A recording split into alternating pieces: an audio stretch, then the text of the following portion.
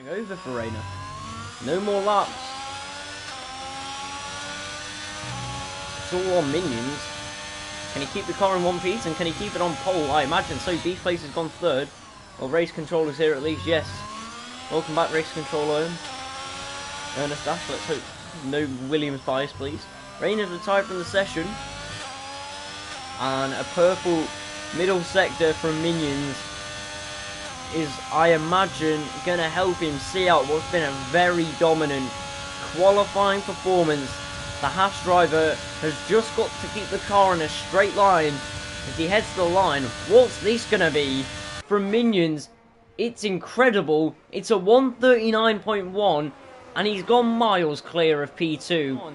And here they are ahead for the Azerbaijan Grand Prix. It's lights out and away we go. Slow start, but that's just because of the screen freeze. Good start from Minions.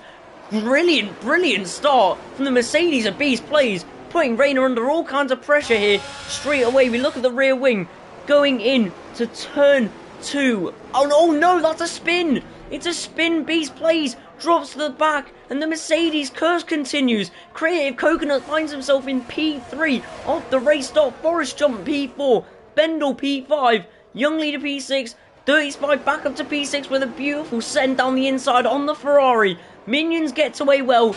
Reina keeping slightly close, but look at the gap from P2 to P3 already. It's already 3 seconds, and Forest Jump is in hot pursuit of that Haas car in front of him. I'm not sure what happened off the start there. Beast Plays got a horrendous start. I feel really bad now because just a spin. I'm not sure if he got tagged on the rear urn. You can maybe have a better look at that than I do, because I was trying to look up the order and have a look at the corners as well. But it just kind of looked like he went round. I'm not sure if there was any contact. But that's just really unlucky for Beast Plays. Let's see what he can do in the race to come. But Creative Coconut in a podium position. This is really good from the Haas driver. There wasn't, he just spun, right. If that's true, then that's just really unfortunate for Beast Plays. Just a bit too trigger happy on the throttle. And it makes all the difference. Lovely camera angles, as you can see that beautiful looking Haas. I've got to say, a lot of people don't like the look of that car.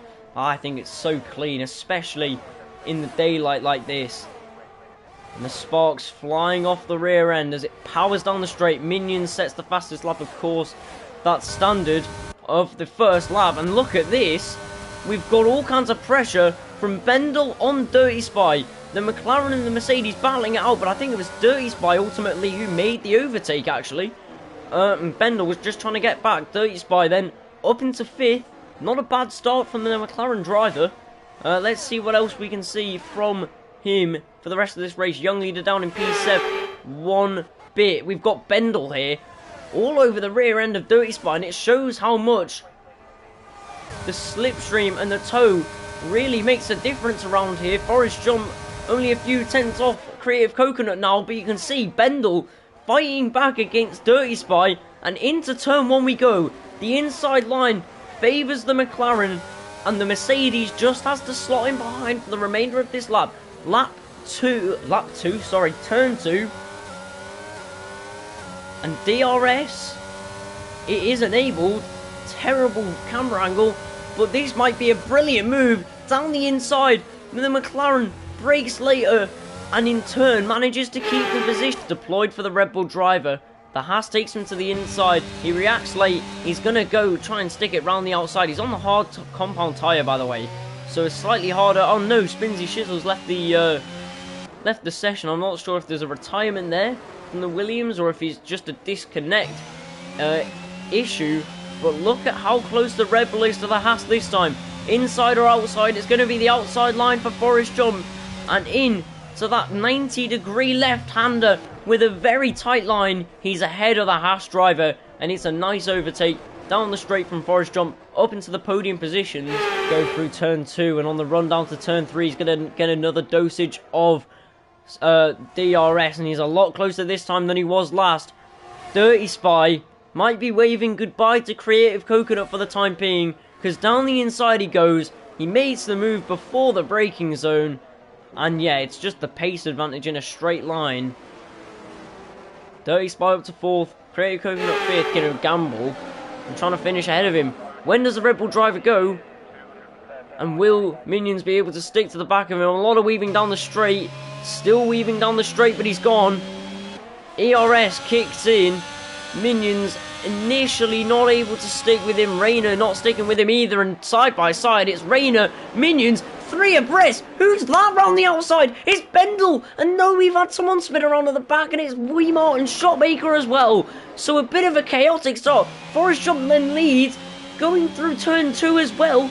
Down the straight we go. Minions, though, all over the back of him. And I said he might leave for 3 corners. And I was pretty much right, because around the outside goes Minions to retake the lead of the race. And Rayner is going to be eyeing on that P2 as well. And yet, there it is. Forest Jump a bit deep, and Rayner ready to capitalise into the left-hander. And he's up to P2. Forest Jump down to P3 from P1. And I was right about the 3 corners. Now, Dirty Spy P4 and the McLaren. There was 3 abreast. And those 3 abreast into turn 1 was Dirty Spy, Creative Coconut and Bendel. And this is their position now. 4th, 5th and 6th. So they're still all together. These guys having a good bit of racing going on. A lot of support for Rayner in the chat. Can he catch... Sorry. Can he catch Minions? Well, I was going to say, can he catch Minions? And then I looked at the time and he was like, you know, a second behind already. The pace is ridiculous. Unbelievable. Dirty Spy all over the back of Forest Jump. And this is just not going swimmingly at all for Forest Jump. The strategy he wanted to do has by no means paid off. And he's virtually getting pushed through these corners by Dirty Spy. And he just goes past. And there's no chance for him because of the slipstream. And there's no chance for him again on Creative Coconut. And he goes from 3rd to 5th in one straight. And what? And he's pit. He's pit. Forest Jump, he's pit. So Beast Plays and Bendel, the 2 Mercedes guys, battling it out. Bendel P6, Beast Plays P5, and down the inside, Beast Plays. No, that was Bendel down the inside. Beast Plays is on the outside. And you can look at these 2 battling it out for P5. Bendel, is he going to try it down the inside? Of course he's going to try it down the inside. It's an audacious move, but Beast Plays has it covered for now. Through the right-hander, it's a technical section, and Beast Plays has not got it right at all. But here, they come, a very sharp left-hander, and around the outside goes Bendel, and Beast Plays tags the inside wall. I won't, respect that from Paolo, young leader. He won't report the rear wing because Weemart's his boy. Fair play. Minions is gone. Rayner reacts, but not quick enough. And someone who's reacted quite quickly is Creative Coconut, and he might be a bit close. But he isn't. He just isn't, and that's just me. My bad. But 3 abreast then, going into turn 1. That was last time. The same as what Spinsy. Ghosting for some reason. Forest Jump. Then up to P6. Weemart P7. Shotmaker P8. And Bendel sliding into the back in P9. Interesting battle going on at the back. Dirty Spy getting close to the back of Rayner, but we're just going to look further behind the order because Spinsy still ghosting, battling it out with Weemart, and Weemart gets through. Shotmaker and Bendel also battling it out there. Shotmaker with the inside line, and he keeps it for now, but Bendel ever more putting on the pressure, trying to find a way around the outside, can't do it. Trying to find a way down the inside. Well, there is no inside to go to. Good battle between the Mercedes and the Red Bull crew. And is it Dirty Spy? It is. Had a bit of an offing somewhere. And, oh, it's painful. But he's down to P6. Creative Coconut back onto the podium. And consistency is key. I've said it about so many drivers. But if Creative Coconut can cradle it to at least a P4, that would be brilliant for the Haas team in their Constructors' Championship push. Forest Jump then. He needs every point he can get if he wants to stop Rayner winning another title. But can he do it? Shotmaker and Spinsy having a bit of a to-do at the back there. Shotmaker coming out victorious because Spinsy's still ghosting. Interesting. Bendel. Slipstream on Spinsy. He's also got a slipstream on Shotmaker as well. But I don't really know what's going on with the ghosting thing. But he's been overtaken by Bendel now as well. Interesting. Shotmaker and Bendel going at it. Bendel on the inside. Shotmaker. I'm sure there's a good reason for it. Obviously, Aurora Racing League is not as significant in people's lives and other things, of course. That makes sense. But, yeah, I mean, he's not here. He's not shown. Here's Forrest Jump then on Creative Coconut. He won't waste any time. He'll try not to, at least. No DRS. DRS enabled this lap. The Red Bull driver gets past. You can see in the rear wing, Creative Coconut will just be caught. Forrest Jump was probably hoping that would not be the case. When does he go? Is the question. He'll slow them down as much as he can, but he's got the two Hasses behind him, and he's going very slowly indeed. When does he go? He might have left it too late to go, you know. He goes to the inside and he throttles away. It's foot to the floor, and away we go again. Rainer up to P3, and he gets ahead of Minions. This is huge. This is huge. Rainer up to P2. Who's this on the outside though? It's Minions on the fresh soft tyres. Unbelievable stuff. He gets back ahead. Rainer can't do anything about it for the time being. What can Rainer do now? He did get ahead of Minions, but he needed to keep that place. But if these two keep fighting, this is huge for the championship. Forrest Jump needs this race victory more than anything, and I fear it for him and for his sake that he won't get it, because look at the pace that Minions has. 1.5 laps is all he needs. But does he have the time? He needs the cars behind to fight, but it's not going to happen. Forrest Jump, will he defend like an absolute madman? I've always complimented him on how he just lets the faster cars by because he doesn't want trouble. But I don't think that's going to be today. We ride on board with a Haas driver now. He is absolutely bucking it here. 3/10 the gap. This is for the lead of the race. He goes into the braking zone, gets it slowed down brilliantly. Rainer is going to have to put him under immense pressure if Forrest Jump wants any chance of keeping this race win. But I just don't think that it's going to happen, because look at Minions now. So much more grip through this section, and it's almost written in the stars.